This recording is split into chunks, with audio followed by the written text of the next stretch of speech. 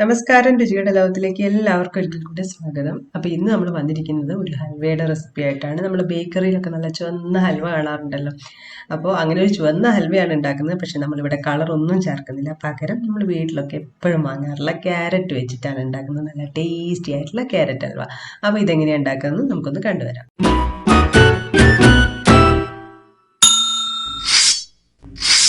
ഇതിനായിട്ട് നമ്മൾ 5 ക്യാരറ്റാണ് എടുക്കുന്നത്. ഇതിപ്പോൾ നമ്മൾ സാധാരണ ക്യാരറ്റാണ് എടുത്തത്. നമുക്ക് ക്യാരറ്റ് ഹൽവയ്ക്കൊക്കെ എടുക്കുന്ന റെഡ് കളറുള്ള ക്യാരറ്റ് ആണെങ്കിൽ അത്രയും നല്ലത്. അപ്പോൾ ഇതിൻ്റെ തൊലിയൊക്കെ ഒന്ന് കളഞ്ഞു കൊടുക്കുകയാണ്.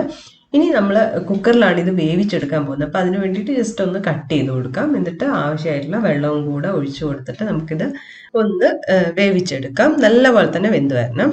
അപ്പോൾ ഇത് ക്യാരറ്റ് എല്ലാം വെന്ത് വന്നിട്ടുണ്ട്. അപ്പോൾ ഇതിൽ വെള്ളം കാണുന്നുണ്ടല്ലോ, വെള്ളമുണ്ട്. അപ്പോൾ നമ്മൾ ഇത് പേസ്റ്റ് അരച്ചെടുക്കുകയാണ് ചെയ്യുന്നത്. അപ്പോൾ ഈ ഒരു വെള്ളം തന്നെയാണ് ഇതിലേക്ക് ഒഴിക്കുന്നത് അരച്ചെടുക്കാൻ വേണ്ടിയിട്ട്. അപ്പോൾ ഞാനിപ്പോൾ മിക്സിയുടെ ജാറിലേക്ക് ഇടുന്നുണ്ട്. അപ്പോൾ കുറച്ച് സമയം കഴിഞ്ഞപ്പോൾ ഇത് തണുത്ത് വന്നിട്ടാണ് അരച്ചെടുക്കുന്നത്. അപ്പോൾ ആ വെള്ളമുണ്ട് ഇതിൽ. ഇനി നമ്മൾ ഇതിലേക്ക് ചേർക്കുന്നത് കോൺഫ്ലോർ ആണ്. 1 ടേബിൾ സ്പൂണോളം കോൺഫ്ലോർ ചേർത്ത് കൊടുക്കാം. പിന്നെ നമുക്ക് വേണ്ടത് ഏലക്കാപ്പൊടിയാണ്. ഒരു 1/4 ടീസ്പൂണോളം ഏലക്കാപ്പൊടിയും കൂടെ ചേർത്ത് നമുക്ക് ഇതൊന്ന് അരച്ചെടുക്കാം. വേവിച്ച ക്യാരറ്റ് നല്ലപോലെ അരച്ചെടുത്തിട്ടുണ്ട്. ഇതുപോലെ എൻ്റെ കളർ തന്നെ നല്ലൊരു ഭംഗിയല്ലേ. ഇനി നമ്മളൊരു പാൻ വെച്ചു. അതിലേക്ക് 1 ടേബിൾ സ്പൂണോളം നെയ്യ് ഒഴിച്ചു കൊടുക്കുകയാണ്. അപ്പോൾ ഹൽവ ഉണ്ടാക്കുമ്പോൾ നെയ്യ് എത്ര കൂടുന്നോ അത്രയും ടേസ്റ്റ് കൂടും. ഇനി അത് ഉരുക്കി വരുന്ന സമയത്ത് നമ്മൾ അരച്ചു വെച്ച ക്യാരറ്റ് ഒഴിച്ചു കൊടുക്കുകയാണ്. ഇനി ഇതിലുള്ള ആ വെള്ളമൊക്കെ ഒന്ന് വറ്റി വരണം.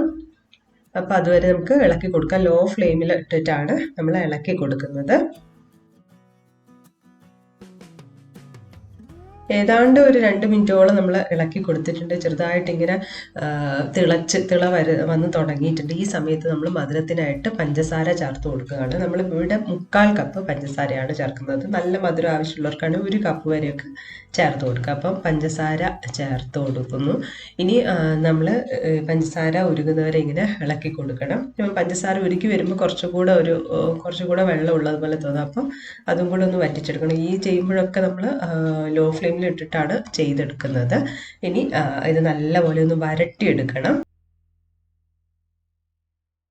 ഇതിപ്പോൾ നല്ലപോലെ വരട്ടി എടുത്തിട്ടുണ്ട്. ഒരു 10-15 മിനിറ്റോളം നമ്മൾ ഇളക്കി കൊടുത്തിട്ടുണ്ട് ലോ ഫ്ലെയിമിൽ. ഇതുപോലെ ആയി വന്നിട്ടുണ്ട്. വെള്ളമൊക്കെ വറ്റി വന്നു. അതുപോലെ തന്നെ കളറൊക്കെ മാറിയിട്ടുണ്ട്. നല്ല ഒരു ഓറഞ്ച് കളറായിട്ടുണ്ട്. ഈ സമയത്ത് നമ്മൾ ഇതിലേക്ക് കുറച്ച് അണ്ടിപ്പരിപ്പ് ചെറുതായിട്ട് കട്ട് ചെയ്ത് ഇട്ട് കൊടുക്കുകയാണ്. വറുത്തിട്ട് വേണമെന്നുണ്ടെങ്കിൽ വറുത്ത അണ്ടിപ്പരിപ്പ് ഇട്ട് കൊടുക്കുക. ഞാനിപ്പം ഡയറക്റ്റായിട്ട് ഇട്ട് കൊടുക്കുകയാണ്. ഇനി ഇതൊന്നുകൂടെ മിക്സ് ചെയ്യാം. ഇതിൻ്റെ ഇടയിൽ നമ്മൾ കുറച്ചുകൂടെ നെയ്യ് ചേർത്ത് കൊടുക്കുകയാണ്. ഞാൻ പറഞ്ഞില്ല, നെയ്യ് എത്ര ചേർക്കുന്നു, ഒരു 3 ടേബിൾ സ്പൂൺ 4 ടേബിൾ സ്പൂൺ ഒക്കെ നെയ്യ് ചേർക്കാം. ഞാനൊരു 2 ടേബിൾ സ്പൂൺ വരെയാണ് ചേർക്കുന്നത്. അപ്പോൾ നെയ്യ് എത്ര കൂടുതൽ ചേർക്കുന്നോ അത്രയും ടേസ്റ്റ് കൂടുകയാണ് ചെയ്യുക. അപ്പോൾ ഇനി ഒന്നും കൂടെ ഒന്ന് ഈ പാനിൽ നിന്ന് വിട്ട് വരുന്നവരെ നമുക്ക് ഇളക്കിയെടുക്കാം. ഇതിൻ്റെ ഒരു പാകം മനസ്സിലാക്കാൻ വേണ്ടിയിട്ട് ചെറിയൊരു പാത്രത്തിലേക്ക് നമുക്ക് ആയും തോന്നുന്ന സമയത്ത് ഇത് കുറച്ചൊന്ന് ഇട്ട് കൊടുത്തിട്ട് ഒന്ന് കൈ വെച്ചിട്ട് ഒന്ന് ഉരുട്ടിയെടുക്കാൻ പറ്റുമെന്ന് നോക്കിയാൽ മതി. ഇപ്പോൾ ഉരുട്ടിയെടുക്കാൻ പറ്റുന്നുണ്ട്. അപ്പം നല്ല പാകമായിട്ടുണ്ട്. ഇതുണ്ട് ഇതുപോലെ കിട്ടും. പാനിത് കംപ്ലീറ്റ് ആയിട്ട് നമുക്ക് വിട്ട് വരുന്നൊരു പാകത്തിന് കിട്ടും. ഇനി നമുക്ക് സ്റ്റവ് ഓഫ് ചെയ്യാം.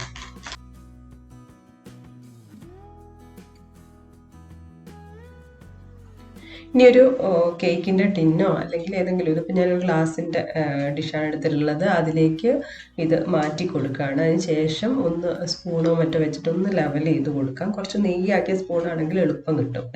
എല്ലാ ഭാഗത്തും ഒരുപോലെ നമുക്ക് ഇങ്ങനെ പരത്തിയെടുക്കാൻ പറ്റും. ഇനി ഇത് തണിഞ്ഞു വരണം. തണിഞ്ഞു വന്നു കഴിയുമ്പോൾ നമുക്ക് ഈ ഒരു പാത്രത്തിൽ നിന്ന് നമുക്ക് വെടുത്തിയെടുക്കാൻ പറ്റും. അപ്പോൾ അതുവരെ വെയിറ്റ് ചെയ്യാം. അപ്പോൾ ഹൽവ തണുത്ത് വന്നിട്ടുണ്ട്. ഇനി നമുക്കൊരു പ്ലേറ്റിലോട്ട് ഇത് ജസ്റ്റ് ഒന്ന് തിരിച്ചിട്ട് കൊടുക്കുമ്പോഴത്തേക്ക് തന്നെ ആ ഒരു പാത്രത്തിൽ നിന്നും വിട്ടുവരും. കണ്ടില്ലേ, ഇതുപോലെ വിട്ടുവരും. ഇനി നമുക്ക് ഇഷ്ടമുള്ള ഷേപ്പിൽ ഇത് കട്ട് ചെയ്തെടുക്കാം. നല്ല സോഫ്റ്റാണ്. നമ്മൾ ബേക്കറിയിൽ നിന്നൊക്കെ വാങ്ങുന്ന അതേ ഒരു ടേസ്റ്റ് തന്നെയാണ്. നമ്മൾ ചുവന്ന ഹൽവ വാങ്ങുമല്ലോ, അപ്പോൾ അതേ ഒരു മണവും ഒക്കെ തന്നെയാണ്. അപ്പോൾ എന്തായാലും എളുപ്പം നമുക്ക് വീട്ടിലുണ്ടാക്കിയെടുക്കാം. ഇത് കാണുമ്പോൾ ക്യാരറ്റാന്ന് തോന്നുന്നില്ല, നല്ല വരട്ടി എടുത്തുകൊണ്ട് തന്നെ നല്ലൊരു കളറാണ്. അപ്പോൾ എല്ലാവരും ഒന്ന് ട്രൈ ചെയ്ത് നോക്കുക. ട്രൈ ചെയ്ത് നോക്കി നിങ്ങളുടെ അഭിപ്രായങ്ങളൊക്കെ അറിയിക്കുക. പുതിയൊരു വീഡിയോ കാണുന്നവരെ ബൈ.